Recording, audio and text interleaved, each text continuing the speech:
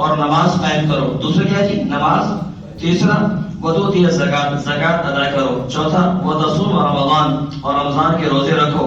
اور پانچواں وتحج البیت ان استطاع الیہ سبیلا، حج بیت اللہ کرو اگر تم وہاں پر جا سکتے ہو. تو یہ اسلام ہے. قال صدقت، تو آگے اس نے کہا جی آپ نے سچ کہا. آپ نے فاروق تو فرماتے کہ ہمیں بڑا تعجب ہوا کہ خود ہی سوال کر رہا ہے اور خود ہی تصدیق کر رہا ہے. اگر وہ سوال کر رہا ہے تو اس کو پتا نہیں، اور اگر تصدیق کر رہا ہے تو تصدیق کرنے کا مطلب کیا ہے؟ اس کو پتا ہے. تو عجیب ہے، سوال بھی خود کیا اور پھر کیا فرمایا؟ صدقت، آپ نے سچ کہا. پھر اس نے کہا کہ اخبرنی عن الایمان، مجھے ایمان کے بارے میں بتائیں کہ ایمان کیا ہے. تو نبی کریم صلی اللہ علیہ وسلم نے فرمایا کہ ایمان یہ ہے ان تؤمن باللہ، کہ اللہ پر ایمان رکھو، وملائکتہ، اور اس کے فرشتوں پر ایمان رکھو، وکتبہ، اور اس کی کتابوں پر، ورسلہ، اور اس کے رسولوں پر، والیوم الآخر، اور آخرت کے دن پر، وتؤمن بالقدر خیرہ وشرہ، اور اس بات پر ایمان رکھو کہ جو بھی انسان کے ساتھ تقدیر ہوتی ہے، اچھی ہو یا بری ہو، کس کی طرف سے ہوتی ہے جی؟ اللہ کی طرف سے ہوتی ہے. ایمان، یہ یقین رکھو تو یہ ایمان ہے. گویا پہلے اسلام اس کا تعلق آپ نے اعضاء سے بتایا کہ ہمارے اعضاء سے، زبان سے، ہمارے ہاتھوں سے زکات دینے سے تعلق ہے، اور ایمان کا تعلق دل کے ساتھ، کہ یہ یقین رکھنا ہے ہم نے. ٹھیک ہے. تو قال صدقت، اس نے پھر کہا کہ آپ نے سچ فرمایا. کیا کہا جس نے؟ آپ نے سچ فرمایا. تو پھر اس نے کہا کہ اخبرنی عن الاحسان، کہ اللہ کے حبیب ہمیں احسان کے بارے میں بتائیں کہ احسان کیا ہے. پہلے اسلام، پھر ایمان، پھر کیا جی؟ تیسرا سوال احسان کے بارے میں. تو نبی کریم صلی اللہ علیہ وسلم نے فرمایا ان تعبد اللہ، یہ جملہ ہے آج کے اس موضوع کے. ان تعبد اللہ کأنک تراہ فإن لم تکن تراہ فإنہ یراک، کہ اللہ کی عبادت ایسے کرو کہ گویا کہ تم اللہ کو دیکھ رہے ہو. یہ احسان ہے. احسان کیا ہے جی؟ اللہ کی عبادت ایسے کرو گویا کہ تم اللہ کو دیکھ رہے ہو. اور اگر اس مقام تک نہ پہنچ سکو تو کم از کم یہ ہے کہ فإنہ یراک، وہ تمہیں دیکھ رہا ہے. اتنا دھیان ہو کہ اللہ مجھے دیکھ رہا ہے. چوتھا سوال کیا تو آپ نے فرمایا جی صدقہ، بالکل آپ نے سچ فرمایا.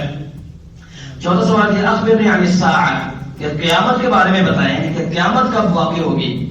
تو نبی کریم صلی اللہ علیہ وسلم نے فرمایا کہ من مسئول عنہا بأعلم من السائل، مجھ سے سوال کیا. آپ نے فرمایا مجھ سے سوال کیا، جس سے سوال کیا گیا ہے اور آپ سوال کرنے والے ہیں، سوال کرنے والے سے زیادہ نہیں جانتا اس بارے میں. اس بارے میں مجھ سے جو سوال کیا گیا میں آپ سے زیادہ اس بارے میں نہیں جانتا. اور یہ سوال کیا اس نے اور وہ چلا گیا، اور دیکھتے دیکھتے وہ آنکھوں سے غائب ہو گیا. تو نبی کریم صلی اللہ علیہ وسلم نے فرمایا کہ عمر بتائیے کون تھے. فرمایا کہ اللہ کے رسول ہمیں نہیں پتا. تو آپ نے فرمایا نہیں. پھر اس نے سوال کیا چلو قیامت کے بارے میں علم نہیں تو اس کی نشانیاں بتاؤ، قیامت کی نشانیاں کیا ہیں. تو نبی کریم صلی اللہ علیہ وسلم نے فرمایا کہ قیامت کی نشانیاں یہ ہیں کہ لونڈی اپنی مالکہ کو جلے گی. اس کے دو مطلب ہو سکتے ہیں. ایک تو یہ ہے کہ لونڈیوں سے بڑی آزاد نسل پیدا ہوگی. دوسرا مطلب یہ بھی ہو سکتا ہے کہ دیکھیں ماں ہے اور بیٹی کیا ہے جی؟ حقیقت اسی غلام ہے نا ماں کی، لیکن بیٹی ماں کے اوپر حاکم بن جائے گی. جیسے آج کل ہے بیٹیاں ماں کے اوپر حاکم میں بات نہیں مانتی. تو پہلی نشانی کیا ہے کہ لونڈی اپنی مالکہ کو جلے گی. ٹھیک ہے. اور تم دیکھو گے کہ جن کے جسم پر کپڑے، پیروں میں جوتیاں اور کھانے کو خوراک نہیں ہے، یہ بڑے بڑے محل بنا لیں گے، بڑے بڑے محل بنا لیں گے. اور تیسرا فرمایا کہ لوگ جو ہیں ایک دوسرے پر فخر کریں گے، اے میری بڑی گاڑی، میرا بڑا بنگلہ، میرا بڑا مکان، میرا بڑا بینک بیلنس. یہ فخر کریں گے ایک دوسرے پر، عمارتوں پر اور ان چیزوں پر. تو یہ سوال کر یہ نشانیاں ہیں. جب یہ نشانیاں ظاہر ہو جائیں تو سمجھ لو کہ قیامت قریب آ چکی ہے. تو فرمایا کہ عمر تم جانتے ہو کہ یہ کون تھے؟ تو فاروق فرمانے کہ مجھے علم نہیں. فرمایا کہ یہ جبریل امین آئے تھے. کون آئے تھے؟ یہ جبریل امین تھے. آپ کے سامنے انسانی شکل میں آ کر کے بیٹھے تاکہ آپ کو دین سکھائیں، اور اس انداز سے دین سکھایا کہ اسلام کا بھی بتا دیا، ایمان کا بھی بتا دیا، احسان کا بھی بتا دیا. قیامت کا پرفیکٹ وقت نہیں بتایا. کیوں؟ کہ وہ اللہ کی نعمت کوئی بھی نہیں جانتا. ہاں قیامت کی نشانیاں بتا دی گئی، یہ علامتیں ہیں. جب یہ علامت ظاہر ہو جائے تو سمجھو قیامت قریب ہے. اللہ جل جلالہ سب کو سمجھنے کی اور عمل کرنے کی توفیق.